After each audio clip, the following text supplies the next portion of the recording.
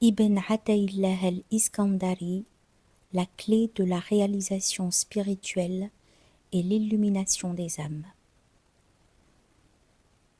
Le mot El-Ilah, la divinité, est le nom donné à tout ce qui est vénéré, à raison ou à tort. Il désignera par la suite celui qui est digne d'adoration. El-Junayd, que Dieu l'agrée, a dit « Nul ne connaît Dieu sinon Dieu.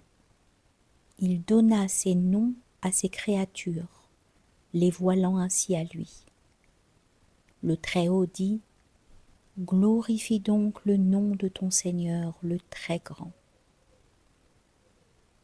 Personne ne connaît Dieu, par Dieu, sinon Dieu, dans les deux existences et les deux jours.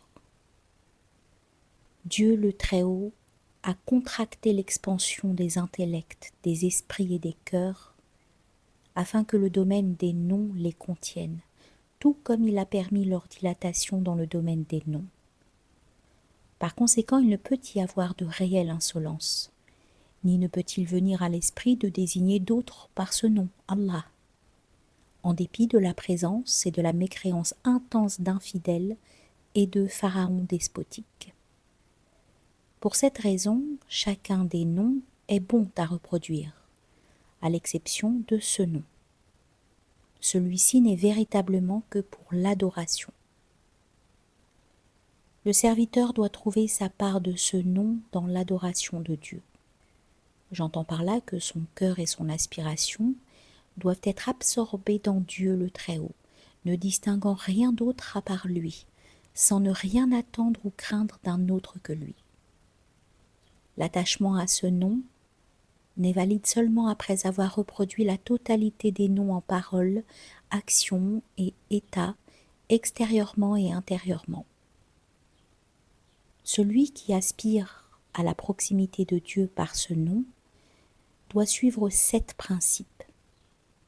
Porter un regard de mépris immédiat sur tout autre que Dieu, glorifier par l'illumination les commandements de Dieu, effacer par la contemplation les mondes, s'éteindre totalement en toutes choses, se dévouer inlassablement à Dieu, être intérieurement vigilant à sa respiration et invoquer le nom suprême, Allah, intérieurement et extérieurement, jusqu'à ce que sa dévotion à Dieu soit ardente, c'est-à-dire jusqu'à ce que son être intérieur soit noyé dans son être par la réalité de sa contemplation, de manière à ce qu'il ne perçoive rien d'autre que lui.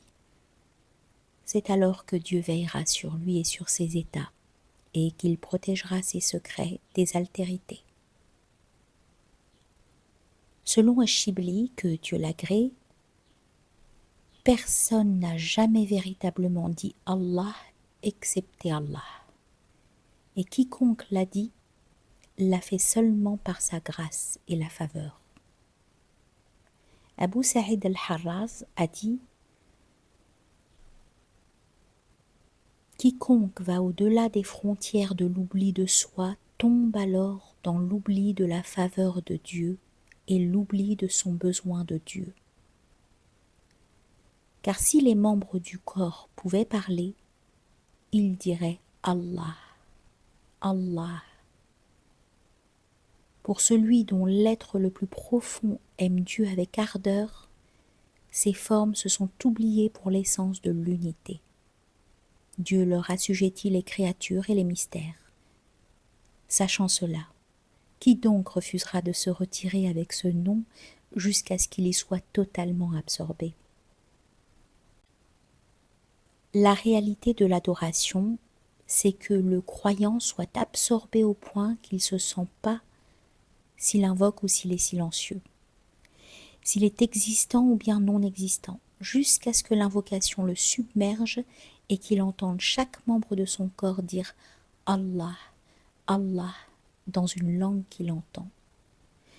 Même si son sang était alors versé, il épellerait Allah, Allah.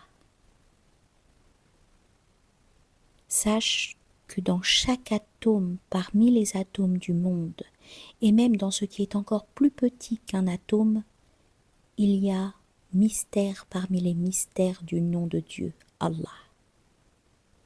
Grâce à ce mystère, chaque personne consciente, quel qu'il soit, et qu'il le sache ou non, le comprend et affirme son unité, comme Dieu le Très-Haut a dit, et c'est à Allah que se prosternent bon gré mal gré tous ceux qui sont dans les cieux et sur la terre, ainsi que leurs ombres au début et à la fin de la journée. Le premier alif renvoie à l'essence. Le premier lemme renvoie aux attributs de l'essence. Le deuxième lemme renvoie au nom des actes. Le troisième lemme renvoie au nom des qualités basées sur les noms des attributs. Et le ha renvoie au pronom démonstratif parmi les noms cachés.